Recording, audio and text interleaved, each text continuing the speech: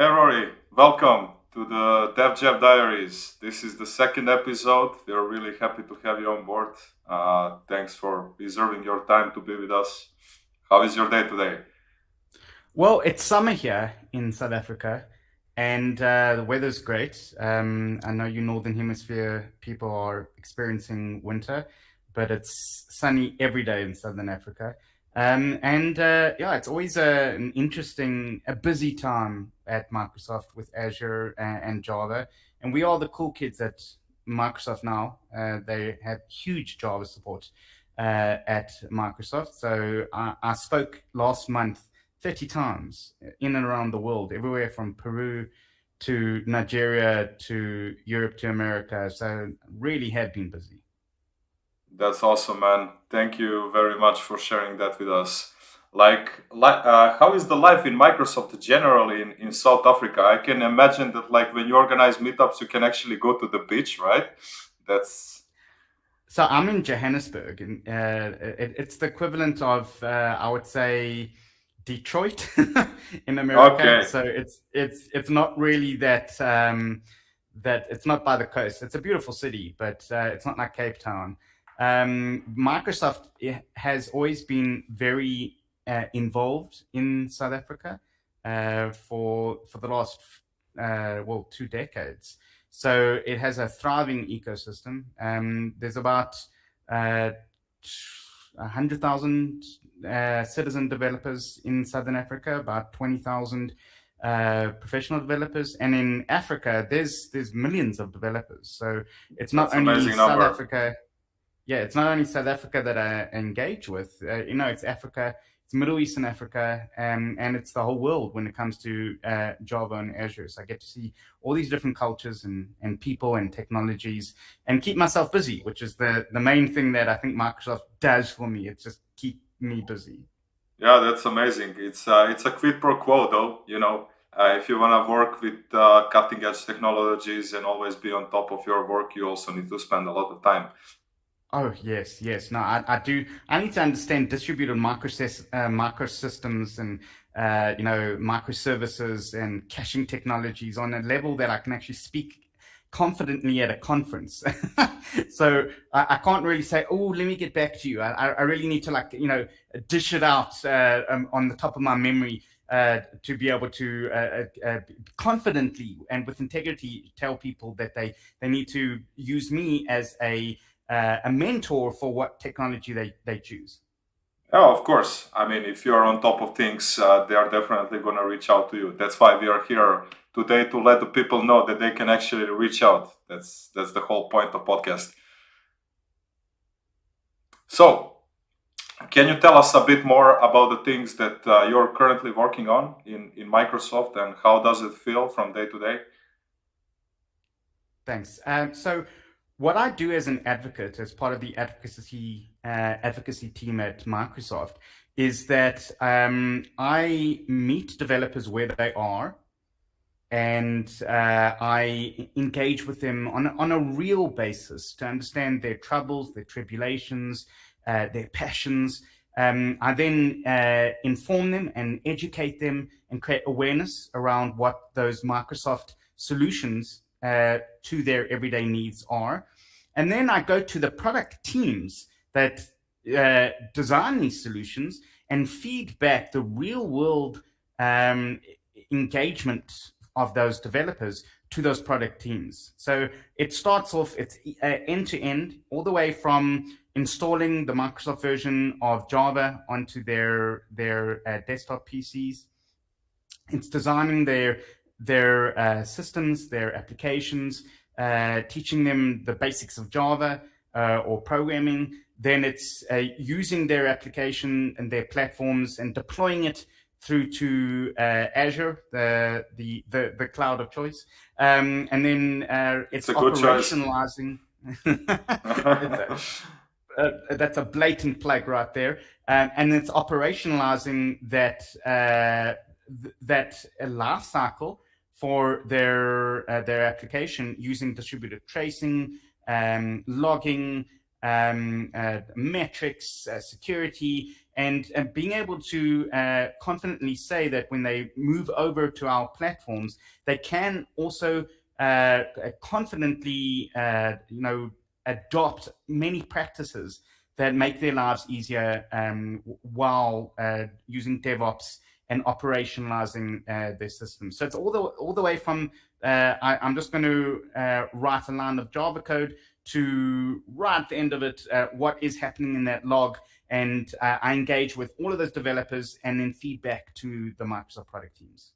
That's amazing. That's like, being the postman for the goddess of that product. It's amazing job.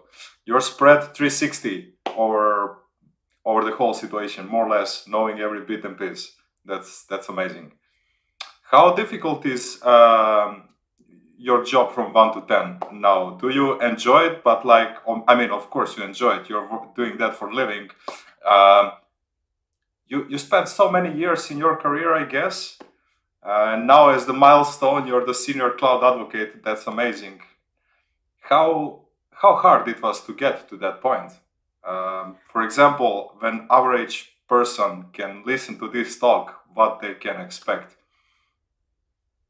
So, in the beginning of my career, I wasn't in developer relations. I was actually in investment banking. So, I used to do low latency trading platforms for banks and financial services companies that allowed you to trade in derivatives trading. So, I can price a forward for you pretty Yeah, well. we have similar background actually. Me too. Nice. And then what I acknowledged is that I really excelled and enjoyed training developers. And I started engaging with developers and helping and mentoring them to get to the next level of their career platform. So you got the basic education. I helped them become more relevant, and then also with experience, I helped them also gauge and get that wisdom level to track that kind of those themes that you would get in programming. And from the education side, I then looked into developer relations. And what developer relations is, it takes your parent company, Microsoft, and it creates an avocado around that company. So what the avocado is, the pit of the avocado, that's the baseline event. So you've got the Microsoft Ignite, Ready, Inspire, Build, and those first party baseline events are really the flagship events that we broadcast our product launches. We engage with a lot of teams, and we get millions of people. The last year's Microsoft Build and had 2-3 million people live on air. It's a massive undertaking. Then we have the around the pits of the avocado is the meat of the avocado, and that's the first party events that we sponsor, we engage, we encourage, and that's something that we would go to and like a partner event of ours, like the Red Hat Summit, the VMware conferences, and we would launch and we would engage and we would support our partners in those first party events. Then you've got the third party events, which is the meetups, the MVP summits, the third party conferences, and then right at the end of it, you have the pro Microsoft, the Microsoft ecosystem events there. All in the same time is trying to influence those other developers who aren't part of that avocado engagement to come in and to understand the ecosystem, to make it a really supportive ecosystem. So my role in that is that entire avocado. So sometimes I find I'm in the first party event there, the stressful 2 million people events there, and other parts I'm speaking to 5 or 6 developers at a customer who really just want to understand certain specific topics around that, and you have to kind of pivot quickly around that. I spoke at an event recently. They have 800,000 people there, and in that you speak so broadly because you want to reach as many people, and then you have to downscale it a little bit to reach those 5 people in that specific customer there. So it does take an incredible amount of versatility and adaptation to be able to do that. You can't just say, I'm Rory and I only speak on one thing and to one type of people, though. You have to be able to adapt quickly. And I taught myself when I was doing training to learn a programming language in a day. The actual constructs around it, the lexicons, the programming structure. Because when I used to train, technology, I only had really like a day to actually do it. I used to train tens of thousands of students in and around South Africa, and you only got like a few days to actually do that. And as a result, it lent itself to enable me to be able to be very adaptive, and that's the key to this role in developer relations, in any type of real high-level programming. And it took me a while to get to that adaptation. A lot of people say, I'm a programmer, I'm a Java programmer, and I use AWS or Azure, and that's it. That's all of I do, though. But what you're losing the ability to adapt to new technologies and flow. And technology is really like a flow, because as you become relevant in one thing, it changes dramatically, quickly. Like if you were to look back, before the pandemic, at what technology looked like, it's not even similar right now to before or post pandemic. Now everyone is remote, and they've got all of this technology that can do it. Now we've got gRPC, a new technology that came about recently that is now using graph technology to go in and interrogate whole databases. And this didn't even exist a year or so before that. And you have to adapt quickly to be able to do it. So to answer your question is, key to my role, my success is to adapt. What do I do for a day? It changes every day. Amazing. Thanks, man. I guess that kind of answer is only appropriate one, because if you're a great engineer and you want to stay on top, you cannot just be in your fancy or dark corner, working all the time. You need to get informed with the information flow, and that means a lot of people, a lot of happenings, a lot of events. Great. That's amazing. It is part of the culture about being an engineer. And this is what I tell people. They say to me, Rory, I want to become an engineer. I want to become a programmer. And I'll say, do you like the culture? It's a nerd culture. It's part of the nerd ecosystem. And if you adopt that and wholeheartedly and do it with integrity, then it becomes naturally to you. You read magazines, you read technology, you go online, you play with toys and technologies, you get a new gadget and everything, you play around with it. And then it becomes less kind of forced, but oh wow. It's a lifestyle. It's a lifestyle, yeah, indeed. It is exactly that. It's a lifestyle. I can recognize it. You see, science. Nice. Can you tell us a bit more about the new features that are coming in the technology stack that you're dealing with at the moment? What's top notch on the market? I guess you definitely have something in your pocket. So, what I love doing, and when I do it on my LinkedIn profile, on Twitter, is I like mentioning Visual Studio Code. So I deal with and I help amplify the Visual Studio Code engineering team.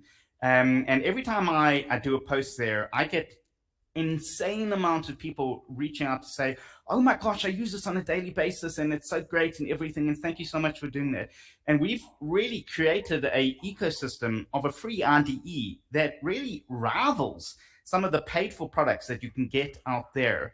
And you can use them without having anything installed on your local PC. So we have Visual Studio Code with all of the Java plugins, the extensions that give you a end-to-end debugging deployment process through to Azure. List of extension is massive, and it's such a great experience. And then we have GitHub Code Spaces.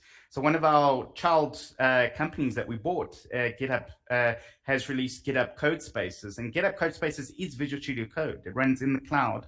And it's that same experience, except you can bring up a 32 CPU, 64 gigabyte instance there and start working on a Docker containerized environment for your environment, and then just shut it down and pay like, $2 for an hour for that instance, or even less, like a few cents for a smaller instance. And that is revolutionizing and democratizing development, because instead of you having to buy a huge laptop that, becomes depreciated after 3 years, now you can just spin up an entire ecosystem environment, share it with other developers. They can live share over to there.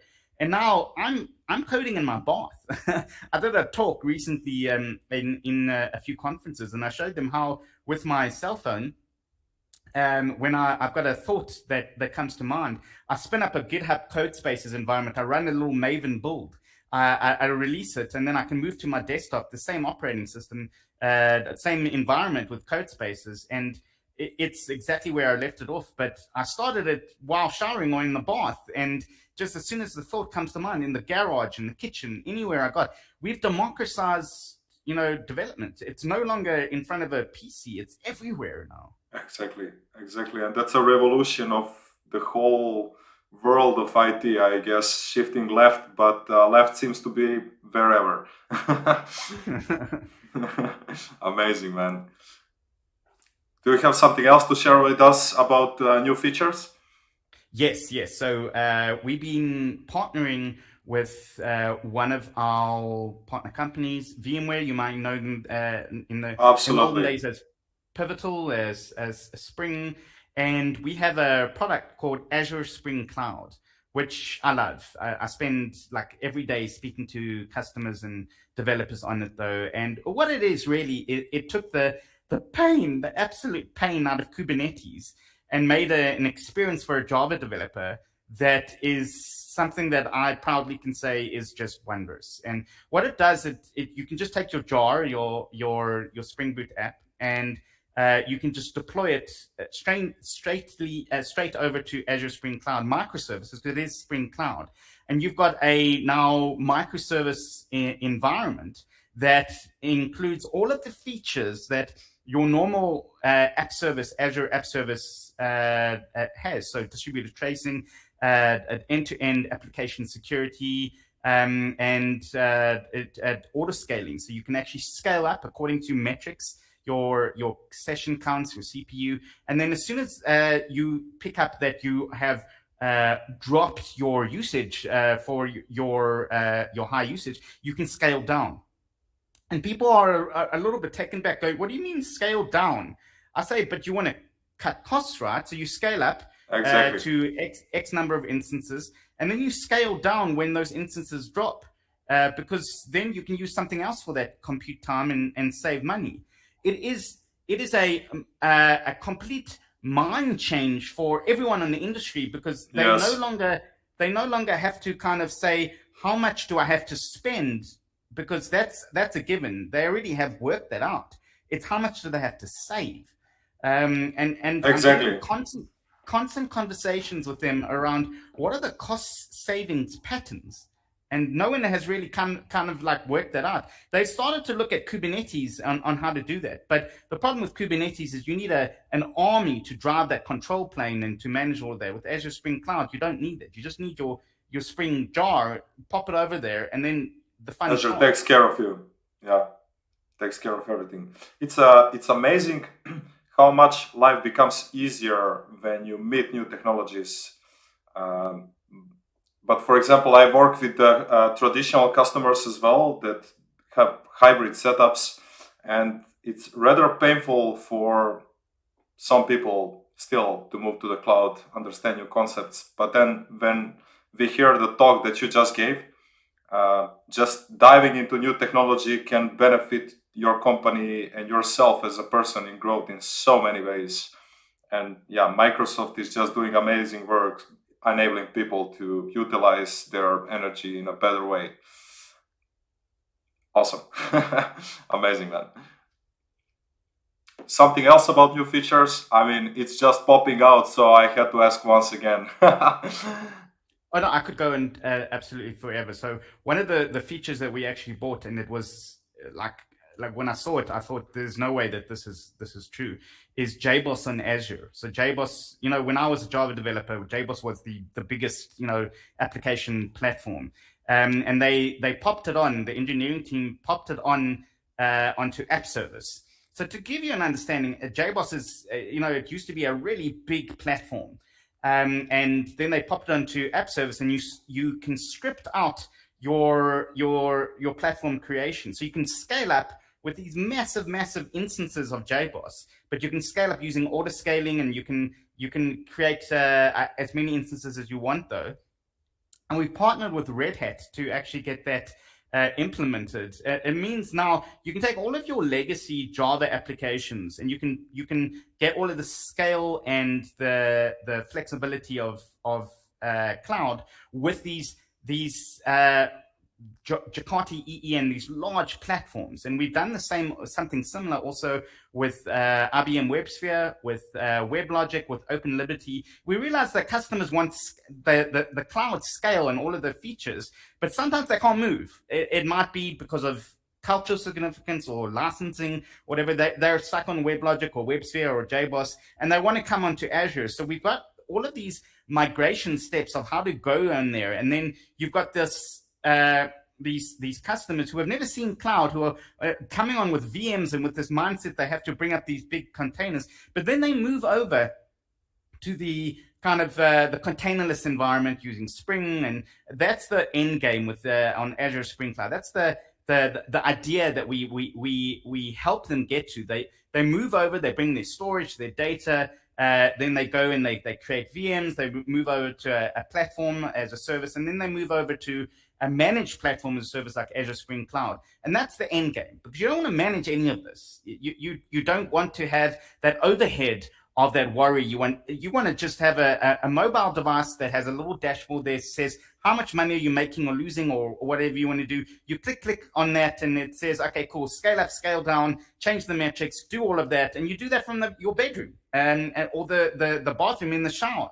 And that's really where we see it as we democratize cloud to make it a painless and great experience for developers, their stakeholders. So that's another technology we did to be able to manage all those heavyweight monolithic kind of legacy platforms, and make those platforms really to add another kind of shiny coat onto those platforms and make them cloud ready.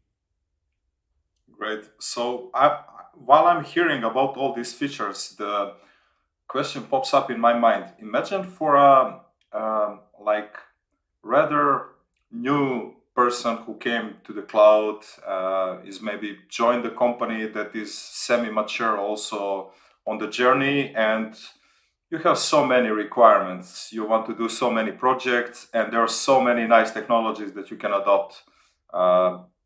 Let's talk about Microsoft ecosystem. It's also most familiar to myself.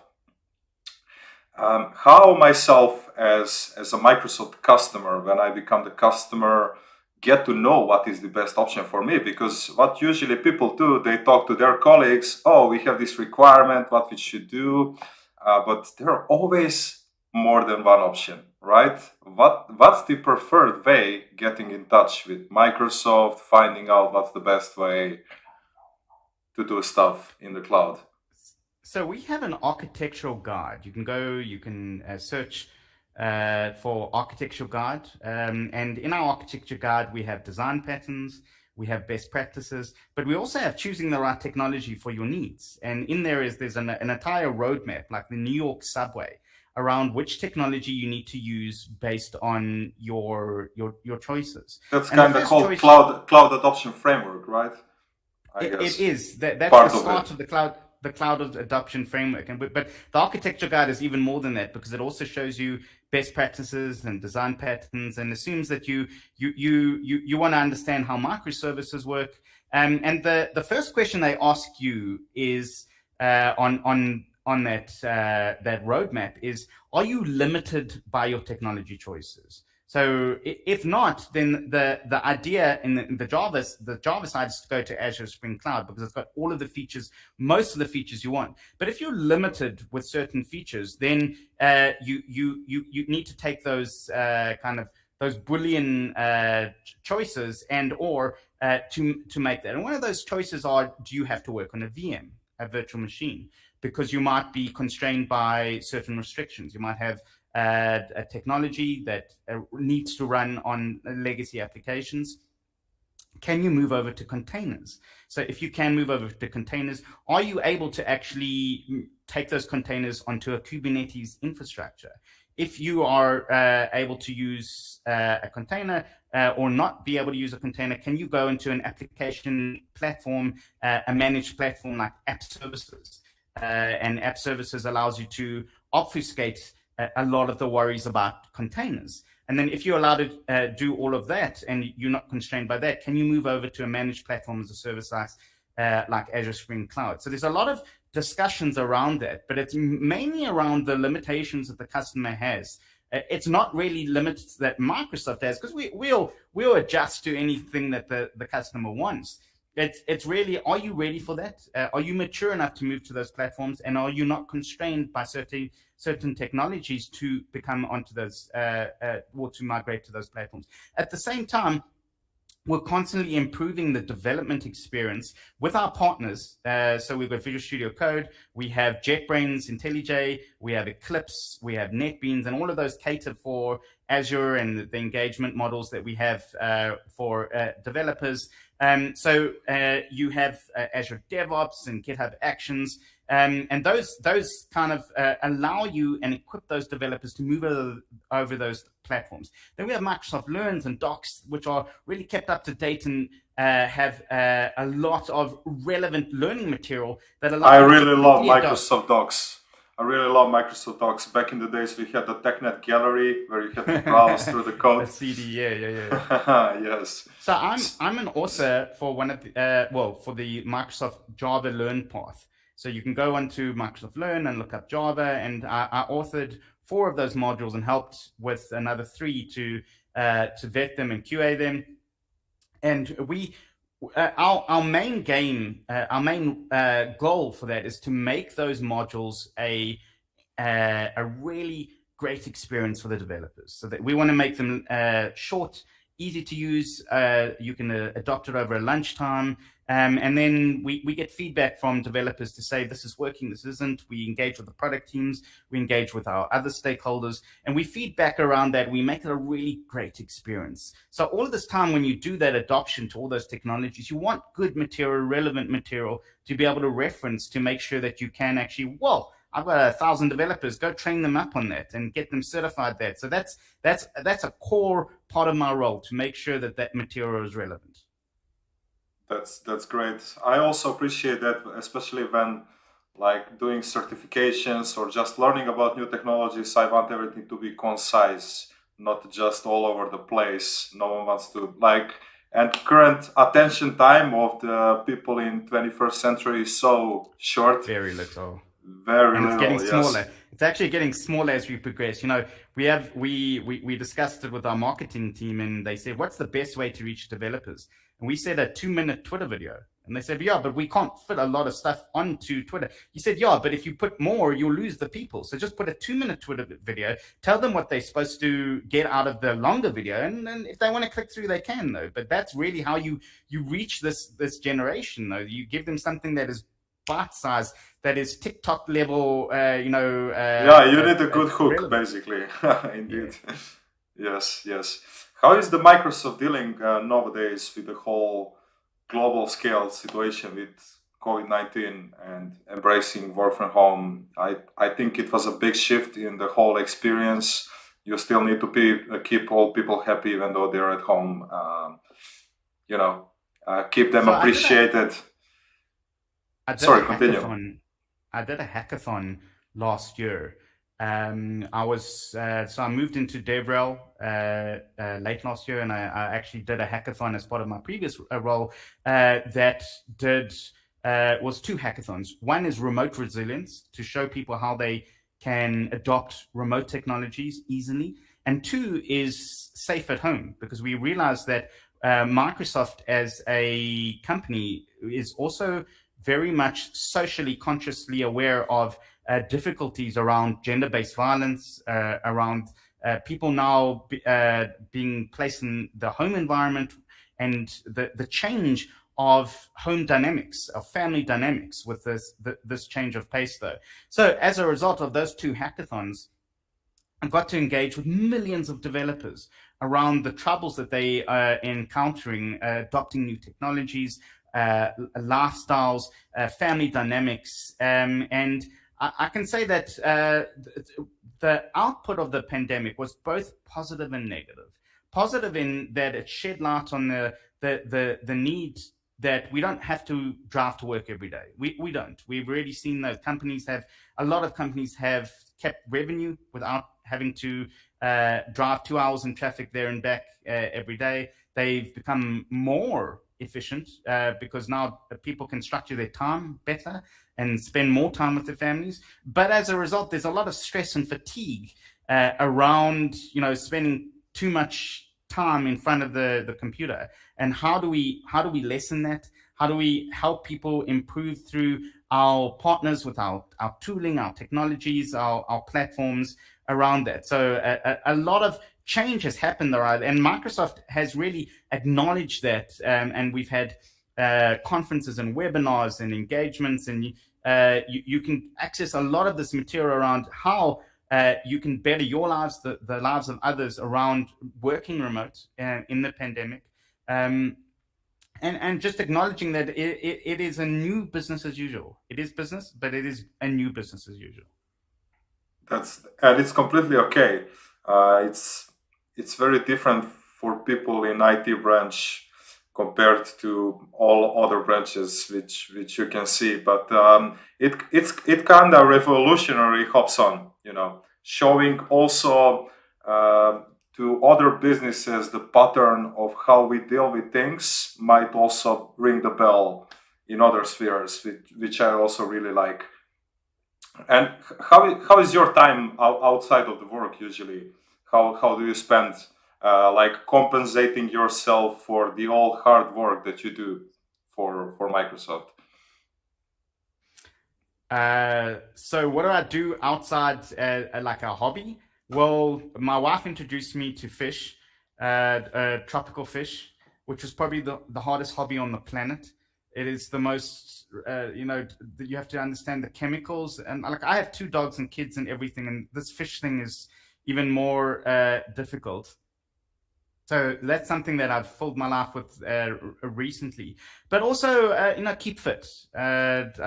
It's keep fit, keep happy, keep engaged, read a lot, get some sunlight, and it's I think it's a really pivotal part in human history to acknowledge that a lot of people are doing that. You speak to some people and they go, either you put on weight or you lost weight. And it's like, Indeed. It's no in between there. There's no kind of like I remained static. It's either put on weight or lost weight, or found a new hobby or didn't do any hobby. And it's a time to thrive. It really is a time to thrive of looking at all the new time that you have with the pandemic and what you can do with all that time and improving yourself. It's learning new technologies, it's bettering yourself, and it's also having less screen time. One of the things, like I told you, is like I code in the bath, but it's also a mechanism for me to just get off the big screen. I mean, in front of me right now is a 38-inch screen, but it's to get off the big screen and just to have a little bit more, change of pace and change of where I am. And to get out there, listen to some music maybe around there though. But technology has become more what's the right word? Involved in our everyday life now, because it's in our house. Yeah, everywhere. Changing perspective a little bit, as you say, not just watching the big screen, but just going elsewhere, gives you different perspective, different energy, you're not just stuck in the chair. And that's great, because whole mobility stack, oh my God, like I can just, it's difficult for my mind to shift few years back when we couldn't do this normally. Yeah, it's a bit weird, right? So I used to be, before programming, 22 years ago, I used to be an engineer used to roll out large software rollouts for financial institutions. And I used to take a CD and pop it into the server rack, run a few commands and take the CD out. And then we would power off the laptop. Sorry, not the laptop, the server, and it would power down. And then I would, if it took too long, I would sleep underneath the server rack. and the easiest way to do that is to take your shoes off, to bring something warm like a blanket, and just sleep there while the system's doing that. Or if the data center is warm enough, you don't even need a blanket, right? Sometimes it's always freezing. That place was always freaking freezing and bad for your lungs. And I remember, it was so difficult to explain to people that kind of that mindset. And once one of my colleagues was putting the CD in, and he was powering down dev and UAT, and then with production we would have to go and load balance off manually to another PC, and he pressed the production one accidentally, and we duct taped his finger through onto the power button, and we slowly brought down the servers there, and then he could take his finger off once we had done that, though. And nowadays, it's like you just bring up a server on the cloud, and it just brings itself up. It auto scales out there. You've got metrics to tell you exactly how it's performing, and then it just brings itself down. Like, I can't fathom that in my mind. Every time that happens, I go, but the finger on the power, where is that, though? And it's a huge mindset change. But you need to become relevant in technology. This is what information technology is about. It's about technology, which is the pursuit of the future. It's the future tools and engagements, and we are the engineers that are supposed to take the world through to that. So it's a great and exciting time, and I meet so many different people and so many interesting people, and I hopefully can change their lives for the better, make their careers better, and help them and their customers really empower them to be revenue, to be productive, to be happy, and in every organization, in every country. What you're saying is like so inspirational, because I can very relate back in the days also when I was starting. And then, with information technology, you're diving into such a broad scope of information that, it's like something to fulfill you, but you're not sure exactly what, and you cannot pick up everything because the silo is too big, unfortunately. But once you realize that you're like in one infinite loop, which is so brilliant and amazing, it's also the part of fulfillment, right? That you're always getting engaged. Like when the people ask you, how is your work? It's so innovative. Every day I do something else. It's, there is no boring day. I really personally don't remember one boring day at the workplace. Doesn't matter where you work, just because of the people, technology, and vibe. Like even virtually, how much we stay engaged, it's, I cannot describe how happy I am to be aware of the thing, every day when I work for whatever goal, but it's always fun, right?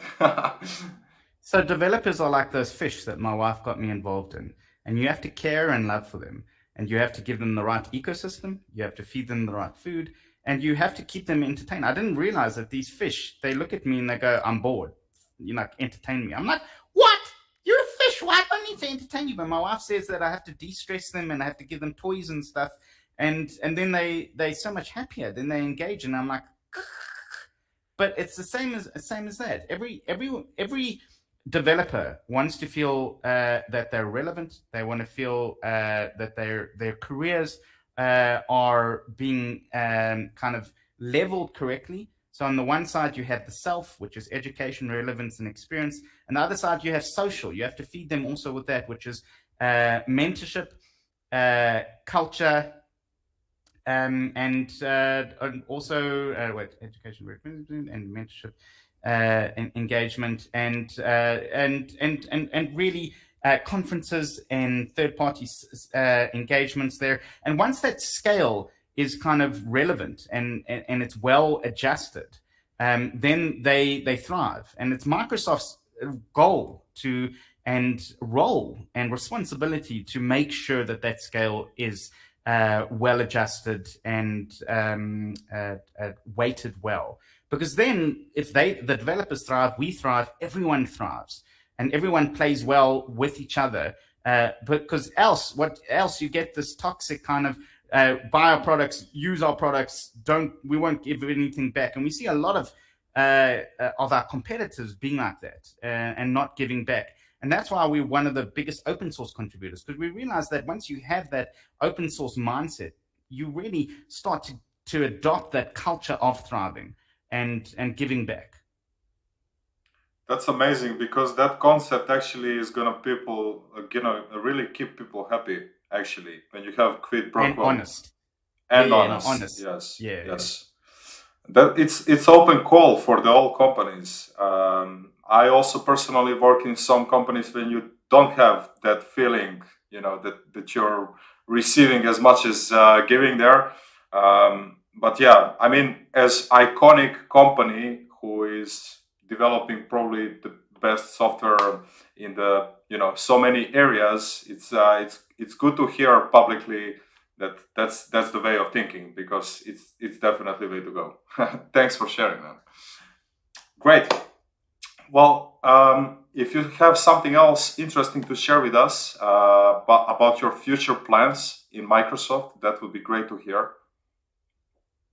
Yeah, so I've just launched a auto scaling module. So to teach people auto scaling, it's something, one of the most sought after technologies that Microsoft has been asked for. So monitoring and auto scaling. So you can go into the Java Learn path in Microsoft Learn and look at those modules that I proudly authored. And then you'll see also there with those learn paths, Azure Spring Cloud. And you'll start to do it. Now, what I've done with those Learn modules is I've scripted out everything. So it creates your entire ecosystem for you. Amazing. I will make sure to remind you after the podcast to share the links, and we can drop it in the description for people. We'll do. So that's the one thing. The next is get started with Visual Studio Code with the Microsoft version of OpenJDK. You can download the Java language pack for Visual Studio Code, and then add the Azure toolkit there. And my claim to fame is that I show people how to get started with that in a couple of minutes and just push to Azure with, you've got your Spring dashboards there also, which are for free and usually paid for in our partners and competitors' products. And it's a great end-to-end experience there. And then you can follow me on Twitter on @Rory Preddy, and I do jokes, I do memes, I do Azure updates, I do technology updates, and then obviously also go on to our YouTube channels. We have Java on Azure YouTube channel. We have all of the many Azure and Microsoft YouTube channels, and it's entertaining. We get vetted by our stakeholders. We say this is great solution, but make it a little bit more entertaining, make it a little bit shorter and engaging with that. So there's a lot of avenues out there. But I'm just a developer. Like what's that phrase by that movie? I'm just a boy looking at a girl asking them to love me, and it's the same thing there. That it's just every developer out there. I'm looking at them and saying to them that it's my role to love you and to help you to better your career. And I really find joy from doing that, because all the way through in my career for 23 years, I really needed someone to do that for me. And I look back at it and I realized that there were people out there, maybe they didn't understand how to do it or what to do and everything like that, but I'll make sure that those developers don't have to experience that, and they can reach out to me and I will help them and empower them.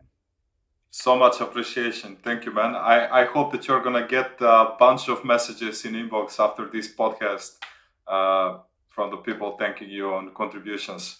For the wrap up, there are like few things that you could give us a hint or tip to Java developers.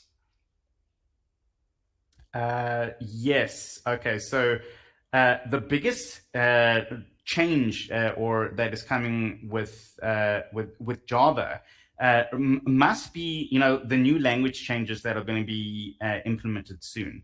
So one of them is Project Panama, and Project Panama is taking native threads.